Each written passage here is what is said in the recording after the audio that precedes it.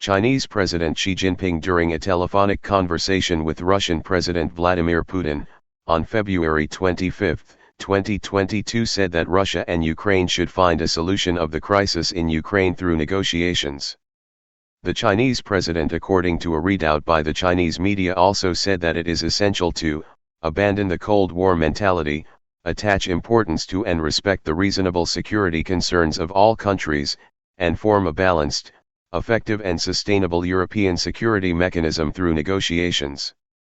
Putin on his part said that he was willing to hold negotiations with Ukraine. Ukrainian President Volodymyr Zelensky also called for talks for ending the conflict. While there is no doubt that the China-Russia relationship has strengthened in recent years, with one of the catalysts being the deteriorating relations of both countries with Washington, Beijing has refused to dub the military operations by Putin as an invasion. In a joint statement issued after a meeting between Russian President Vladimir Putin and Chinese President Xi Jinping, China expressed its opposition to the expansion of NATO, and Russia extended support for China's stance that Taiwan is a part of China. It is also important to bear in mind Beijing's emphasis on the need for finding a solution to the crisis through dialogue and its pitch for safeguarding the independence and sovereignty of countries in accordance with the UN Charter. China's economic ties with Ukraine. This brings us to an important point in the West vs China/Russia binary. What is overlooked is that China's ties with Ukraine are robust. During a phone call to the Chinese president to mark the 10th anniversary of strategic ties, the Ukrainian President Volodymyr Zelensky had pitched Ukraine as a gateway to Europe for Chinese companies. Trade between China and Ukraine has also been rising in recent years. While it was estimated at a little over $15 billion in 2020, it was over $19 billion in 2021. China imports corn from Ukraine. In 2021, Ukraine replaced US as the largest source of corn, and the latter also supplies parts for Chinese airplanes. Ukraine is also an important component of the Belt and Road Initiative, BRI. In a note sent to the Ukrainian president in January 2022, Xi Jinping reiterated how important the development of the China-Ukraine strategic partnership was to his country and the Silk Road, respectively.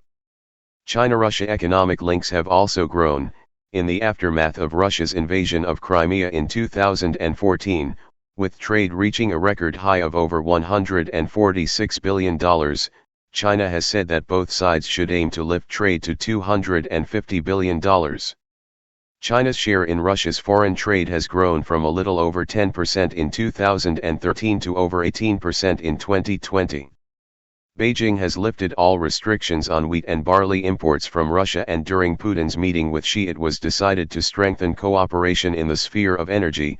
Gazprom and Rosneft signed agreements with China National Petroleum Corporation, CNPC, for supply of Russian oil to China through the Russian Far East. A 25-year deal was signed to supply gas through the Power of Siberia pipeline. While China has criticized the imposition of sanctions on Russia, it cannot overlook Western sanctions on Russian banks. China's policy banks like the China Development Bank, which has lent over $60 billion in credit to Russia for supporting projects in a number of areas such as oil, gas, and telecommunications, and the Export-Import Bank of China are insulated from Western sanctions since they do not have exposure to the dollar system. Its commercial banks are, however, likely to face challenges as a result of the sanctions on Russian banks. It is also important to bear in mind that China shares strong economic links with the EU. Bilateral trade between China and the EU was estimated at $828.1 billion, up a staggering 27% from the previous year. While China was EU's largest trading partner, EU was China's second largest trading partner.